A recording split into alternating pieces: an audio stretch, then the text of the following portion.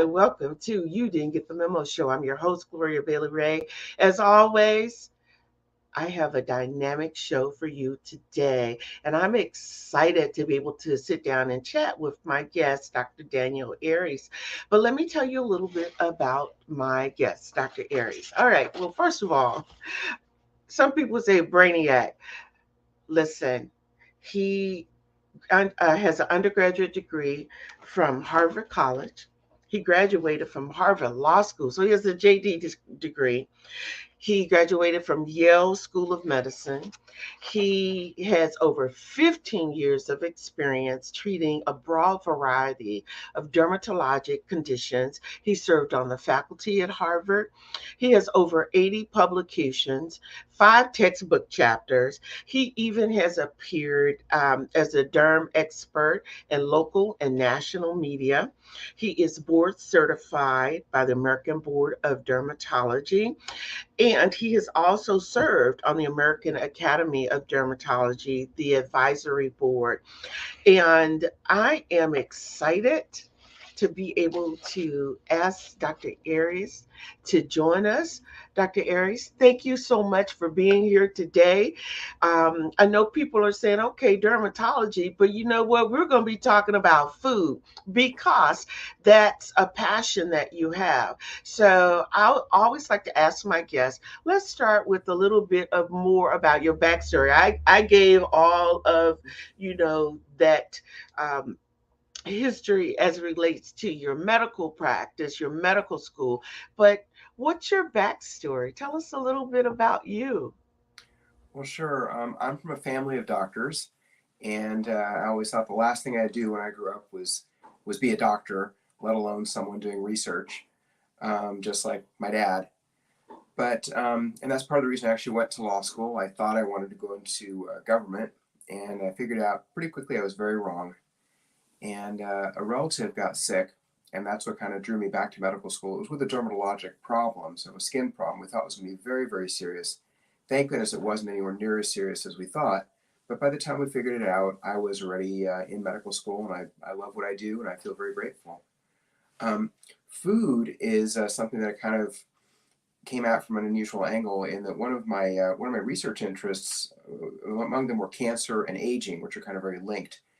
And one of my research interests was, can we make mice live longer? And how can we make mice live longer? And a very standard thing is to fast the mice. You give them no food basically 3 days a week, which sounds kind of mean. I've done it myself, and it is kind of mean. But a lot of people do that to be healthier. And I wanted to say, can we improve that further by maybe doing something else? And the something else we tried was giving them blueberries, pomegranates, and green tea on the days they were eating. The 4 days a week they got food supplemented with those things. And it turned out they actually lived significantly longer when they had the pomegranates, the green tea, and the blueberries. And we did a little test that showed one of the reasons for that was that the fasting increased inflammation, particularly in the brain, and these healthy, very colorful foods decreased that inflammation right back down. And that was a neat illustration of the power that certain kinds of foods can have. And I think the really big the really big idea here, which I want to talk about today, is it's not a particular superfood. It's not like, oh, blueberries are magic. Well, they kind of are, but the real issue is that natural foods, particularly natural foods that have the deep, rich colors, those blues and greens and oranges and purples and reds, that whole group, those have the magic, and that's what we should be focused on getting into our lives as much as we can. Tomato sauces, even ketchup, honestly, and all those great, rich, colorful foods. And then the flip side of that is the foods we want to get out of our diet to the extent we can, or the foods we want to minimize at least, are what I call the white foods, and it turns out I'm not the only one who calls them that. Mm. And those are things like, we'll go into a lot more detail here, but white rice, potatoes, flour, sugar. Obviously, sugar is a big villain right now, and it's kind of a neat little shortcut for the thinking. Almost all the white foods are not so good. There are exceptions. Plain white yogurt, good stuff. Cauliflower, good stuff. But in general, to the extent we can kind of shift from the white foods that are out there, and you know, all the breads and crackers and cereals, over towards the deep colored foods, and that is, you know, the blueberries and the pomegranates, but also, you know, broccoli, all Yeah. kinds of foods we eat all the time. Yeah. Well, you bring up some questions, and I know that we're going to get into it because when you talk about all the, you talk about all the things that probably so many ethnic groups actually utilize and probably I would say overutilize, and I'm just speaking as a Black person myself. So let's back it up and let's just start with just talking about, first of all, what are carbohydrates? Because maybe somebody out there is not thinking in the sense of what you're referring to as flour or bread or carbohydrates, because I before we aired, I said to you, I feel I gotta have bread with every meal. I love bread, right? Mm-hmm. And so when I go out, if I'm even having appetizers, I need to have some bread. So let's start with just telling the viewers, when we talk about what are carbs, what are carbohydrates, and Mm-hmm. what are the three main types of carbohydrates? Sure. That's a great question. And as you point out, you know, bread is deeply embedded in who we are culturally. You know, you go to the Bible, bread is the staff of life, right? And part of the reason for that is that it was the invention of farming that enabled so much human progress. You know, and you have bread coming from the Fertile Crescent, you know, and where the Bible came from. You have rice coming from Asia, which is the foundation of so many cultures out there. And what carbohydrates are? They're energy rich plant products mostly that let us get way more calories into our diet as opposed to having to hunt things or gather things. So that's your bread, that's your rice, that's your potatoes, and there are others as well. There are variations on, but they're mostly these grasses and seeds and some roots, and they're great because they're a big source of energy. You know, you with less, one or two farmers can make way more calories than one or two hunters can. They can bring that back to the community, and so it was part of how all the cultures all over the world evolved. The problem is we haven't really changed to adapt to that. So, you know, I love bread, I love baked potatoes, I certainly love rice, but my body doesn't. My body would rather be getting, honestly, lots and lots of plants, mostly cooked plants, and probably some animal products too. There are all kinds of issues about eating meat, but at the end of the day, when you look at humans from a scientific basis, we seem to be omnivores. We have teeth that are adapted for eating all kinds of stuff. We've gone all over the world. You know, there are human cultures that are almost entirely animal eaters. Like, you know, you look at Inuit people from the north, and they basically live on, you know, seal and other animals. Um, we have societies that are mostly vegetarian. The ones that are strictly vegetarian and vegan, even, they actually aren't quite as vegan as they seem to be when you look at them. For instance, many cultures that rely heavily on wheat, the wheat is stored in silos, and those silos are not completely insect proof. So when you analyze the wheat, there are actually a fair amount of bugs in there. And those bugs are providing important nutrients like B12. So I'm getting pretty deep in the weeds here. But carbohydrates are these things, these, you know, we've kind of bred them like the way we breed dogs. You know, we want to get Right. a really big powerful dog, we want to get a little fun lap dog. We breed the dogs, we bred the plants. And so when you look in nature, there is nothing like wheat. There's no grass that has a seed that's that big and that packed with these energetic carbohydrates. Potatoes, same thing. You know, wild ones are these teeny little things. We have these great big Idaho potatoes. um, we've kind of invented new foods with our selective breeding Mm. policies. So unfortunately, we haven't bred new bodies to go with them, and that's the mismatch we're facing now. And it's you know, it's obviously a personal interest of mine, and I have kids, and I'm always struggling with them about, no, let's eat, you know, the healthy food first, the fun food later, or maybe a little bit less of the fun food, and we can go into that about which ones have. I have something else here that we can get to when the time comes. This is a list of what are called glycemic index numbers for Okay. foods, and that's a way to kind of, it's not perfect, but it kind of puts a number on how fast the food is going to spike the blood sugar, because that's the real problem. When Mhm. I eat a piece of white bread, my mouth is very happy. Pretty quickly, my body turns that bread into sugar. It's almost the same as eating a spoon of sugar, Right. which I Right. also like, but obviously, not good for me. The reason is the sugar gets into me very fast. Mm. Our bodies need sugar, our brains really need sugar, but our bodies are designed to work best in a narrow window. We have a balance. You want your right and your left to be kind of balanced. You want to be sleeping about a third of the time. You want to have, there are all kinds of aspects of us that need to be balanced. You want the blood pressure to be high enough to where we're not fainting.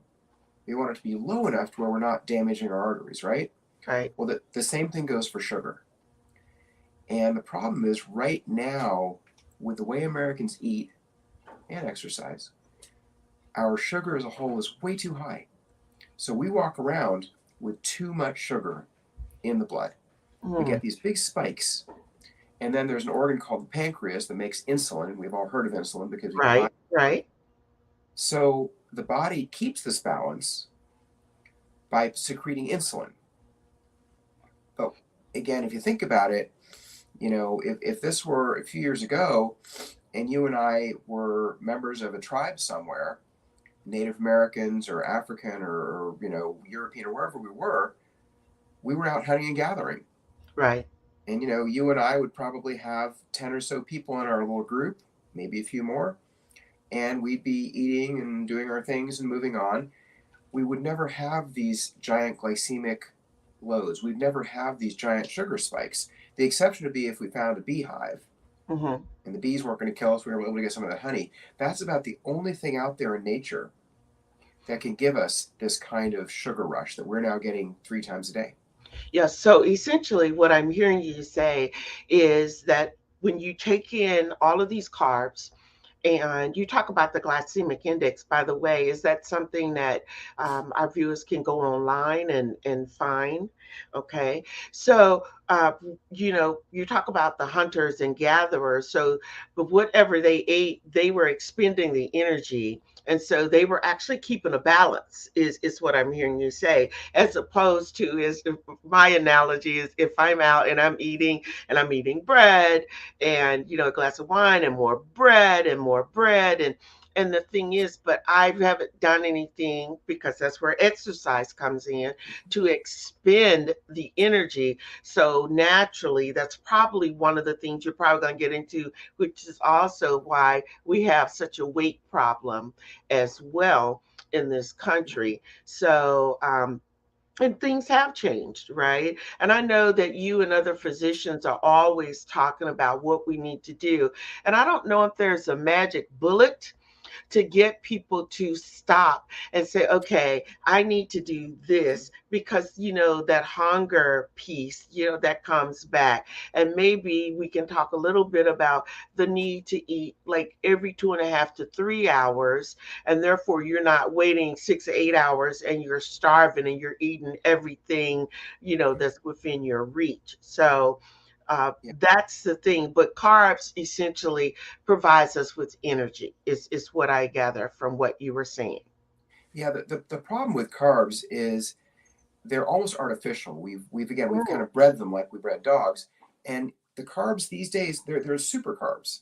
A white bread is a super carb. There's nothing like that in the natural world. You can't go out in nature and find something that'll give you that kind of sugar rush, and we're just not designed for it. So you raise so many points in what you just said, so many interesting points. One of them is, I think maybe one of the most important is, people don't want to be hungry. I don't want to be hungry. I mean, you can tell I'm not super skinny. Um, so for me, the real key is that I don't do well if I try to tell myself, okay, don't eat. I don't do well if I tell myself, oh, you got dinner in 8 hours and just go about your day and ignore food. I don't do well with that, and a lot of people don't. Some people do, and bless them. That's great if you can do that. Um, but my attitude, and what I found works for me and for a lot of my patients, who need to focus on this, is pick the right foods. So eat as much as you want. I mean, I don't really hold back myself when it's how much I want to eat. I definitely don't ask my kids to eat less than they want.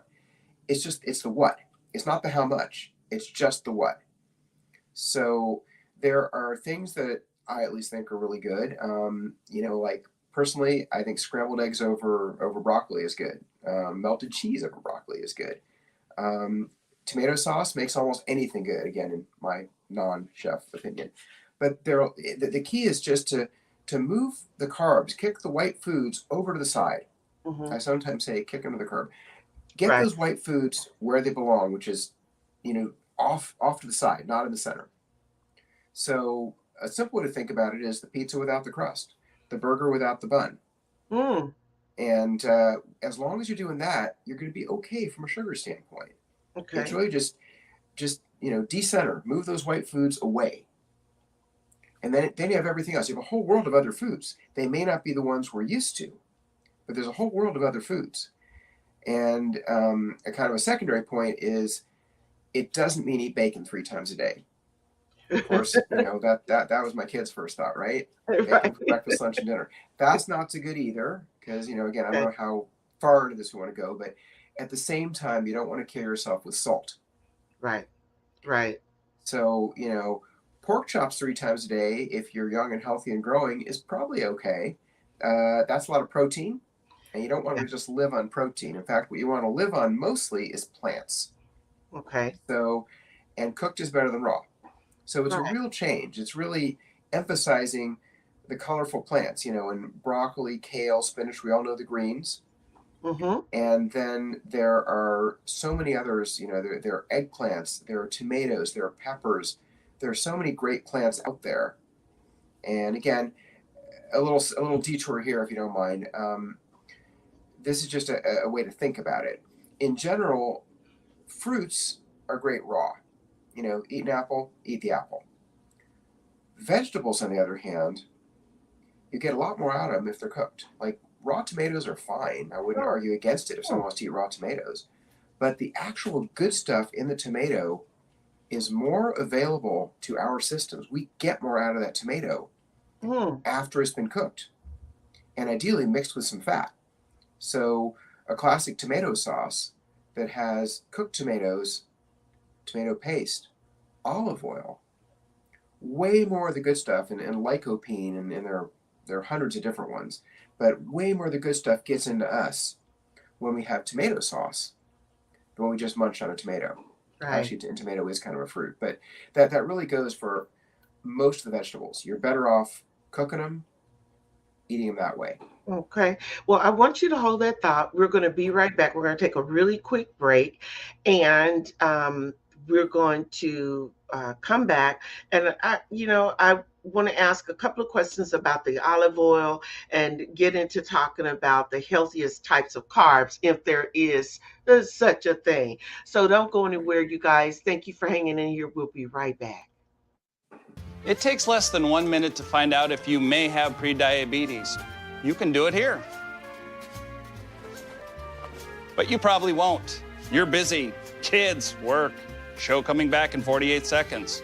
So let's do this now. Hold up one finger if you're a man, women, 0. 3 more fingers if you're over 60, 2 over 50, 1 over 40. If you're not sure, keep in mind you're sitting on a couch right now, so 1 more finger if you're not very active. 1 finger if yes, 0 if no. 1 yes, 0 no. Next, find the body type that looks most like you and hold up that many fingers while I look around awkwardly. And that's it. If you're holding up 5 fingers or more, you probably have prediabetes. Sorry to be so blunt, but hey, you're busy. Just go to the site.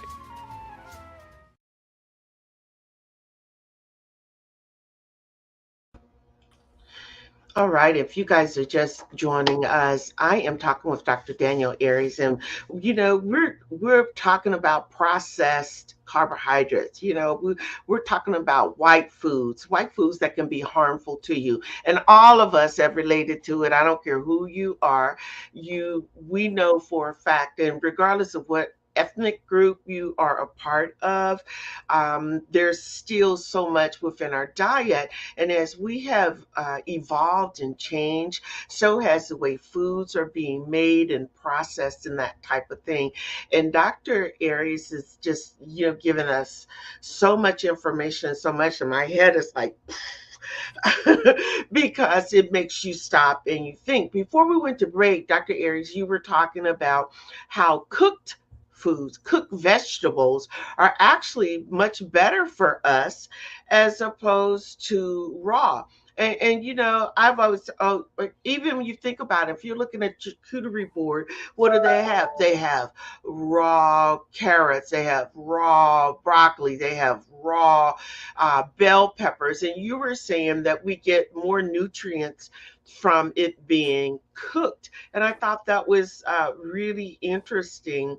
And I know I kind of cut you off right in the middle of that, but is there anything else in regards to that? Because you mentioned olive oil, which is one of the things that I've always had a problem with choosing. All right, do you get olive oil? Do you do avocado oil? There are a bazillion types of oils. So talk to us about just a little bit about olive oil and its use if we're doing, because I like to saute a lot with olive oil and veggies. So can you just kind of give us some rules Yeah, of thumb about that? absolutely. So the whole category of fat is a very interesting one. Fat is really not the enemy. A lot of times, I think we're sort of trained to think that if we eat fat, we'll be fat. You know, and the fact is, calories do matter, but fat doesn't make a person fat. And in general, we're designed, it seems, to eat diets that range in fat, but a diet that has a fair amount of fat in it is not necessarily a bad diet. The classic example, that's the Mediterranean diet, which does use a lot of olive oil. So my opinions about oil and butter are a little complicated, and I'm sure I could get some arguments from people, and they might be right and I might be wrong. But here's my current thinking on it. Olive oil is a wonderful, wonderful food. Olive oil is probably my favorite of the oils. Part of the reason is if you squeeze an olive, you can get some oil out of it. Just take an olive someday and squish it, and you'll feel some oil in your hand. So as opposed to, for instance, the canola seed, very hard to get oil out of that. That takes a major mechanical and industrial process. You got to heat it and all kind of stuff. Olive oil, you really don't. And when you look at the old-fashioned, cloudy green olive oil, that Mhm. stuff is full of all kinds of good, again, here's kind of a big word, but polyphenols. Right. And I might take a short detour here just for a second of polyphenols. Okay. Polyphenols, it's a word I wish more people knew. What polyphenols are these complicated, fairly large, hence the word poly, ring-like molecules that you find in most plants, particularly the ones that are very good for us. Mm-hmm. And there's kind of a confusion between polyphenols and antioxidants. People think antioxidants are good. Antioxidants are not necessarily good. A great example of that is vitamin E pills. There was a time when people said, oh, we need antioxidants. Let's prevent that oxidative damage, living in modern society. That's right. So let's take vitamin E pills. It turned out that when they did large-scale epidemiologic studies, people who take vitamin E pills have an increased all-cause death rate. Yikes. So, it's not like, oh my God, take a vitamin E pill and die. But probably don't make it a daily habit to take vitamin D. I'm sorry, D is good. E. Don't take Yeah. epsilon E. E is bad. D is good. D is the sunshine vitamin. Right. Right. And either get some sunshine or take D. That's a different story. E, on the other hand, an antioxidant is not so good. C is another one that's similar. There's no large study showing that C is problematic, but C is water soluble. It's a single molecule. It's a strong antioxidant. E is fat soluble, single molecule, strong antioxidant. Our bodies need some oxidative signaling. Like when you go for a run, Mm-hmm. your body has some oxidative damage. And oxidative signaling is part of the ways that your body communicates, oh, I just went for a run. Let's make the bones stronger. Let's make the heart stronger. So you don't necessarily want to squash all that.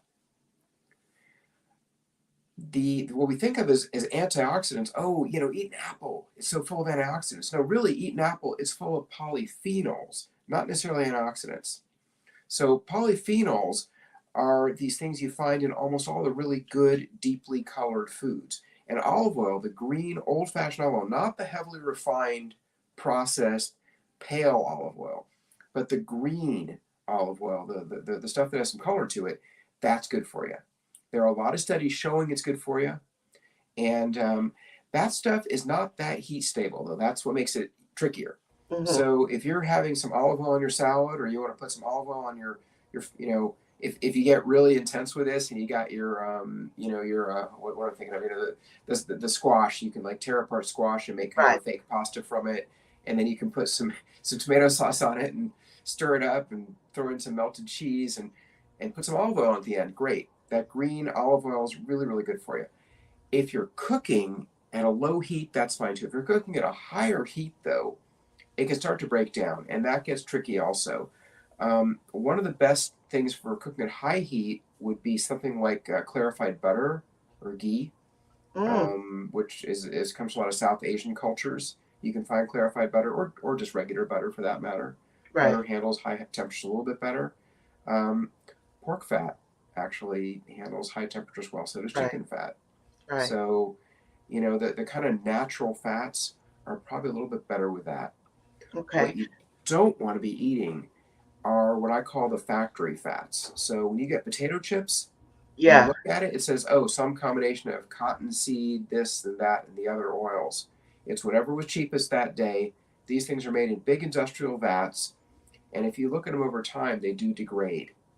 And you have Mm. various byproducts that are probably not very healthy. You also have a lot of what are called acrylates, which cause cancer.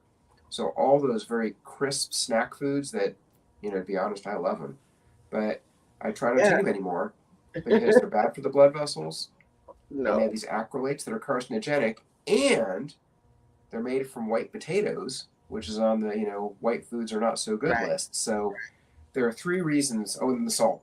4 reasons why just it's a big, big change. But to try to take all those things off the shelf, don't buy them anymore. If you're out and you're starving and there's some chips in the corner, you eat them. Okay, don't beat yourself up. The really big choices come at the grocery store. When you're at the grocery store and you see the delicious fiery chips, Oh, yes. walk past it. Go to the vegetable aisle. Get the frozen Look, veggies. you. Get the fresh veggies. Get the prepared stuff that is made from vegetables. Focus on that, and then throw in your meats, throw in your eggs, throw in your fats. Fine.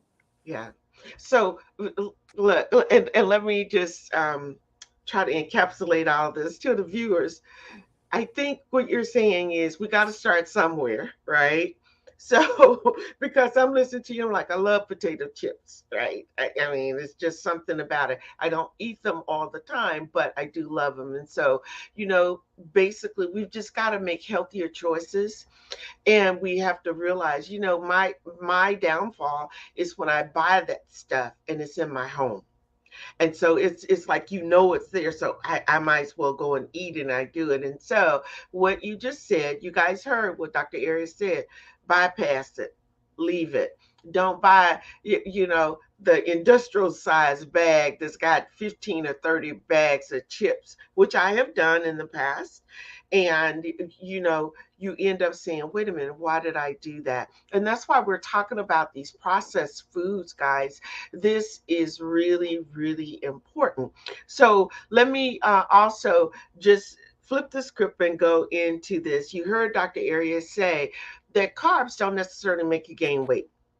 Yeah, that's not that misnomer. So those of you who like the pork chops and the bacon and everything, but we also have to recognize as we get older, our metabolism changes. Things start to look a little different on us as opposed when you're younger. But Dr. Arias, let's just talk about go back to the potatoes, and potatoes as a starch veggie. You grew up in Kansas City, barbecue, you know, potato salad, French fries. Usually you get some barbecue ribs with some French fries. So when we talk about these potatoes, and for me, I mean, I grew up in the South too, in Arkansas. So we had fried potatoes with onions. We had, fried, you know, big potato wedges, the potato salad. So when we talk about the potatoes, and I'm on the potatoes, you guys, for a reason, it's a starch veggie. So what could we use in place of, if I'm at a barbecue place and that's what's on the menu, what could I substitute for those potato wedges, Yeah. something like that? Okay, that first of all, that's a great question. Brings back good memories because I grew up with Gates and Sons. To my mind, still Okay. the greatest barbecue ever. Okay. And you want to get the platter, right? And you got your Right. ribs, and you got your chicken, and of Mm-hmm. course you got fries, you got potato Right. salad, you got coleslaw, Yeah. you got green beans. So if you can, and also bread, white bread with everything, Yeah. Oh my and gosh, yes. also Oklahoma Joe's pulled pork sandwich, awfully darn good. So the trick that we kind of move to is let's instead of getting the platter that comes with certain things, let's just say, can we just get a half a pound of smoked turkey? Can we get a pound of ribs? Can we get a half pound of pulled pork or whatever it's going to be? And can we get a large coleslaw? Can we get large green beans? And we'll just say no thank you to the bread. Or I'll say, can we just get 4 slices of bread for the whole family? So each of us will only have one piece of bread. So that's really the key. It's substituting in the veggies as well as the protein and fat. And the other thing is, again, maybe getting too much here. There's a fair amount of salt there, so it's not an everyday thing. Right. But when you're going to have that kind of food, which is awfully good, just have extra green beans, have extra coleslaw, Yeah, and that is, yeah. skip the white foods. Potatoes are white and bread's white. Off to the side. Mm-hmm. Okay. All right. So let me go back to something, just so that we can clarify. You talked a little bit about fruits, if you've got an apple, a pear, Yeah, and fruits are generally high in carbs. So what should people know about eating too yeah. much fruit? Because I know at one point that was a whole thing, a fruit diet.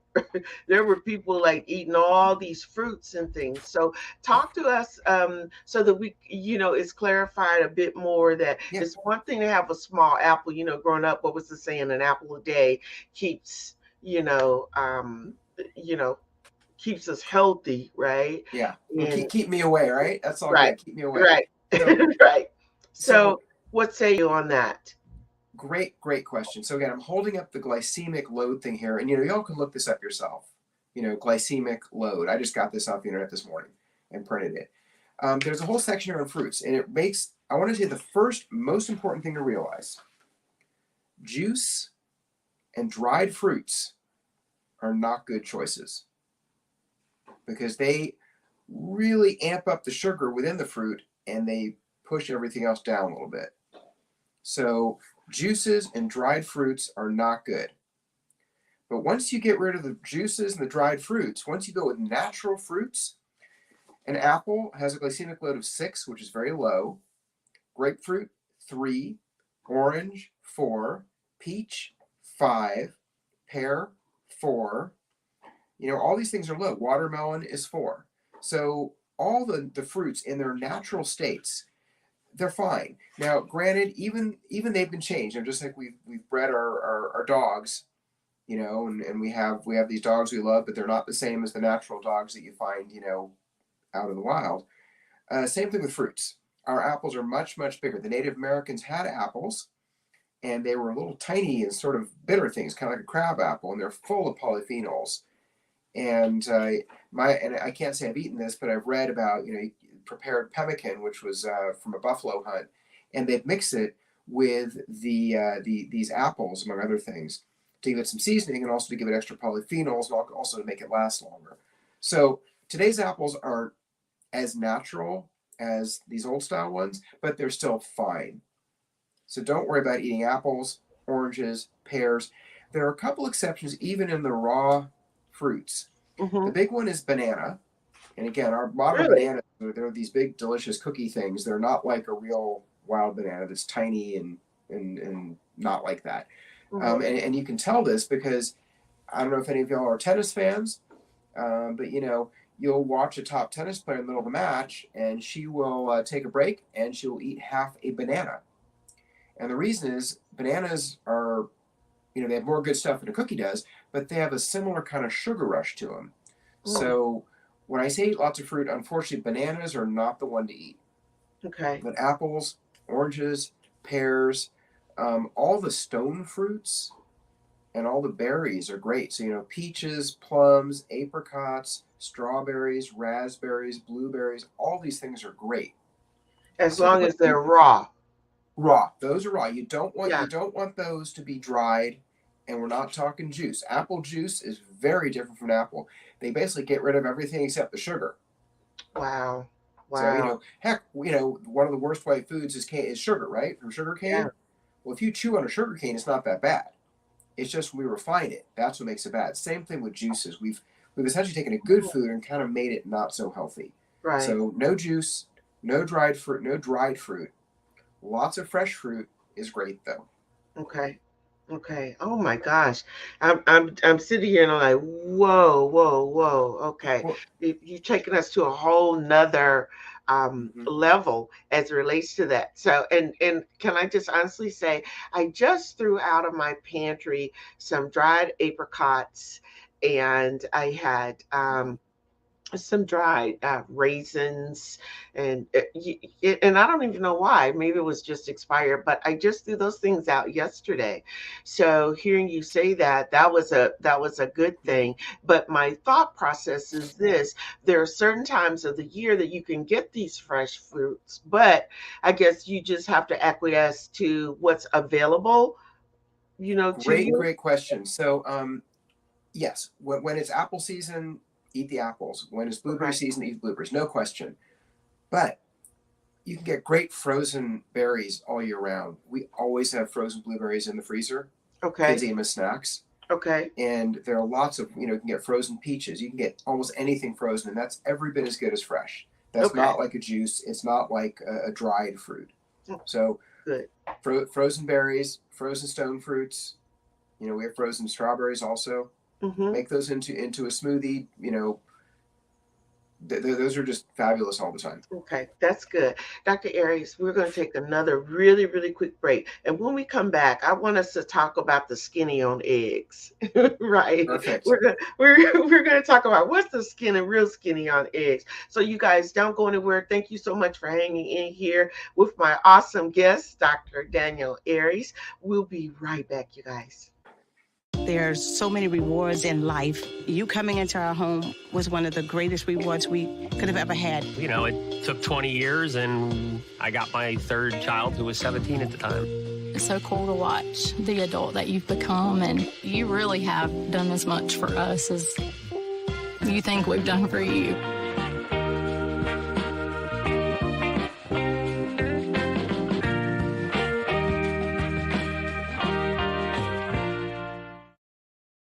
One in three adults has pre-diabetes. That means it could be you, your favorite brother, your other brother, Yes. you, your football buddy, your football buddy, you, your plumber, Breathe right into your foot. your plumber's masseuse, Yes. you, your dog walker, your cat jogger. With early diagnosis, pre-diabetes can be reversed. Take the risk test at doihaveprediabetes.org. All right, you guys, before we went to break, I had to preface this to Dr. Aries and talk about eggs. What's the skinny on eggs, Dr. Aries? Tell us. Great question. And again, there's going to be some controversy here, and these are my opinions. So, Right, right. I don't know if I'm going to be getting nasty letters from scientists in the future, but I am very much pro egg. Personally, and this is just my own personal opinion here, we like to get the eggs are a little more expensive. We like to get the eggs that are from the free range chickens that can kind of run around the yard and peck at things. Partly because those eggs are orange, the yolk is orange, and they taste better. and partly because I just like the idea that chickens can kind of do their chicken thing all day. Backyard eggs is another way to think about it, those kind of eggs. The big picture on eggs is eggs do have cholesterol in them, but eating eggs doesn't raise cholesterol. Just kind of, you can eat a lot of steak and you won't necessarily be muscular. You can drink olive oil and you won't necessarily be fat. What you eat is not exactly who you are. It's how our bodies handle them. And eggs have been a basic food for humans probably since before we were humans. Eggs are, one example, eggs have a vitamin called K2 in them, which is not found in a lot of other places in the diet, and is turning out to probably play an important role in how we metabolize a lot of things, including calcium. And again, a little detour to Nerdville here. There's a so-called calcium paradox that when people have more calcium in the bones, which is good, they have less calcium in the heart. And it kind of goes the other way. When people have more calcium in the heart, less in the bones. So there's this kind of, the missing link for that is turning out to probably be vitamin K2, which we get from eggs. And I'd be curious as to how many more good things there are in eggs that we don't yet know about. So I'm speculating here. But there's no epidemiologic data. There's no strong data saying eggs are bad. There's a fair amount of data now saying that eggs are probably good. Mm-hmm. So if you want to start your morning with, a poached egg, you definitely have my blessing for doing that. Another nice thing is if you're eating a salad, you can do what a lot of cultures do, the French, the Koreans, probably a lot of other people, put an egg on it. It makes the salad taste better, look better, and feel a lot more fulfilling, like more of a meal. Right. So eggs are one of those really great cheats that, if my kids are picky or I'm in a hurry or whatever, sometimes it's fried eggs for dinner. Right. And there's really nothing wrong with that. So big fan of eggs. I think it should really be part of everyone's diet as long as they're okay with the taste. They're okay with eating eggs. Well, and one of the things, I don't know if you can speak to this or just your thoughts, and that's one of the things is our disclosure is these are in our own opinions, what we're discussing. We're not giving advice. We're just sharing information. But one of the issues for me has been, I have recently, in the last 5 or 6 months, switched from just white eggs to brown eggs, because in the South, the hens laid brown eggs, right? And I just noticed it, and maybe it's just me, even in cooking, in baking, I just noticed that the brown eggs seem to just do better, seem to make the food better. So, but one of the things is organic versus non-organic. Organic brown eggs versus non-organic. And I'm saying, wait a minute. But they're charging $3 to $4 more for a dozen of brown, quote unquote, organic eggs. What are your thoughts around that? Well, again, this is tricky. I actually was looking into this not too long ago. Okay. Again, opinion-wise, I think brown eggs taste better. I have no idea why that would be. Right. But I agree with that. You look in our fridge, all the eggs are brown. Mm-hmm. Now, the tricky thing is, chicken egg labeling is not really regulated the way it could be and maybe should be. Right. So people make all kind of claims. My preferred eggs, the best eggs I've ever gotten, are from one of my professor buddies who has a hen house in his backyard. And he has like 30 chickens, so he does everything big. Those eggs are great. And they're not really organic. These are from chickens. They get some feed. And, knowing him, it's probably not organic feed. It's just whatever, cheap bird feed they got lying around. But they eat bugs all day. You see them, they have this big open barnyard area, and they're hunting for bugs all day, which I think is probably what they would do in the wild. And the eggs are wonderful. And so I think the best eggs, they wouldn't necessarily be organic at all. They would be from chickens that get a chance to wander around. That said, I know that, we don't, we'll get whatever they have at Costco or the grocery store, and we look for what seems to be the most, open door policy eggs they have. Right. And unfortunately, I don't have any more specifics than that. I agree, brown eggs taste better, and to the extent you can get from chickens that wander around, I think that's worthwhile. Yeah, and when I hear them say organic, I'm like, what did you do to make the eggs organic, right? The chickens are just walking around in the yard doing just what you say, doing Right. what chickens do. So, Right. I get into that debate with people. I recently had one in Costco with my sister who bought all these white eggs, and it says organic, and I'm like, I ain't doing that. And so I just think sometimes the food industry has gone overboard with Yeah. those types of things and those claims, and nobody wants to pay the fees for it to really say that it's really true organic too. That's the other thing Right. I think people need to be aware of around that. So thank you. I'm glad that we agree on that. So I know our time is winding up here, but let's talk about good carbs, what they should include. And what I'm thinking of now is going back to the non starchy vegetables like spinach. Um, you mentioned green beans earlier, green beans. What about Brussels sprouts? And now you got me like caught on this. I'm like, man, I need to be sauteing those tomatoes and doing some things as it relates to that. And then let's talk about things like different kind of beans. So what are your thoughts around whether it's kidney beans, baked Mhm. beans, peas? So let's kind of wrap things up as we talk about what good carbs should look like, what should be Yeah. included. Yeah, that's a great question. Kind of what can fill in for that hole that's left when we get rid of the white foods or when we minimize them. We've got our rice and our bread and our sugar and all that kind of pushed over to the side. What's going to fill that hole? So beans are certainly one option. Nuts are great. We the kids don't always eat them, but we definitely send our kids around with nuts in their lunch. Every day they've got their pecans and their walnuts and almonds and cashews, and you name it. Those are all great. And there actually is data showing that people who eat tree nuts on a regular basis tend to live longer. Beans can be a little bit tricky. Some people tolerate them better than other people do. But having beans in the diet is fine. When you look at the glycemic, again, my favorite little piece of paper here. When you look at it, you'll see that some beans like soybeans are great. Peanuts, the glycemic index is 0, and peanuts are technically a bean.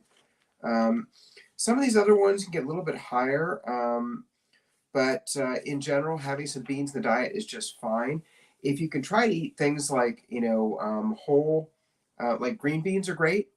If you can, when you eat the green bean, you're getting the stalk and fiber and all kinds of other good stuff, not just little beans on the inside. Um, and I at least really really love those. Ever since I was a kid, I've always loved well cooked green beans. You did mention Brussels sprouts, and again, I don't want to be pushing too hard on the recipes here because it's certainly not my gift. But if you slice Brussels sprouts, lay them kind of cut end up on a baking pan, Yes. drizzle them with olive oil, and put on some pepper, maybe a tiny bit of salt. Throw them in the oven till they're crisp. So good, like 375 or 450 degrees. You'll see it Yes. after 15-20 minutes. They almost hit that potato chip a need that we all have, and they're Right. way healthier than that. That crunchy, that crunchy. A little bit of crunch. Look, Yeah. you're talking my language now because that's how I do Brussels sprouts, and I love that crunchiness that Yeah. it gives. So that's another way to get that all in. Going back to what you were saying about beans, a lot of people don't like to eat beans because they say it's gassy, it gives them gas. And Yeah. recently I do a lot of reading and research too, and I actually have tried this. If you put a tablespoon of white vinegar in the beans, Mm-hmm. or in some cases greens. So I cook a lot in Instapot.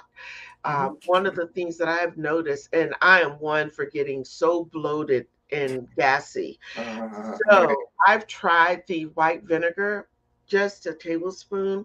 I'm telling you, no problem whatsoever. So y'all, I leave the Beano alone. I don't have to take a Beano or anything. But I think that those are those little tricks. Again, Yeah. not telling anybody what to do, but I'm just saying that's what I've done, and this is what I've noticed has really, really been helpful. So, you guys have heard Okay. it. Dr. Arias has talked about, unrefined whole grains, Dr. Arias, Yeah. quinoa. That's okay. So that's another interesting question. I'm gonna go back to my friend here, the glycemic Okay. load. Okay. So certain kinds of very minimally processed, like there are some breads made with barley, coarse barley bread. I don't know how much you're gonna like it. That's not gonna be the delicious white bread that goes with your barbecue. But coarse barley bread is actually fairly low glycemic load.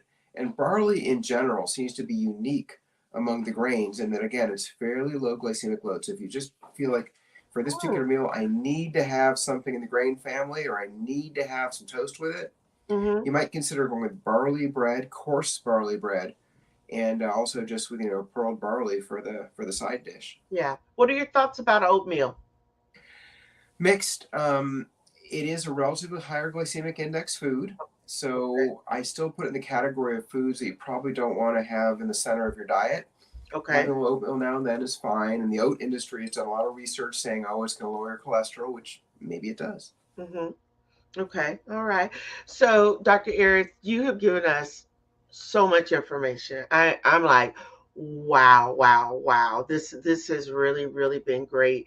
So, what would you want to leave the viewers with today? What do you want the viewers to take away from our conversation today as it relates to processed carbs, Mm-hmm. and how they can be probably they're harmful, could be harmful to us, in especially just even talking about the glycemic load. What do you want the Yeah, viewers to take away from today? sure. Well, okay. Well, thanks for the great setup, and thanks for letting me share what I think is a really important topic for everyone. Um, I guess my final thought would be I always find that change is very hard, and it often takes me several tries before I start to make a change, whatever the change may be.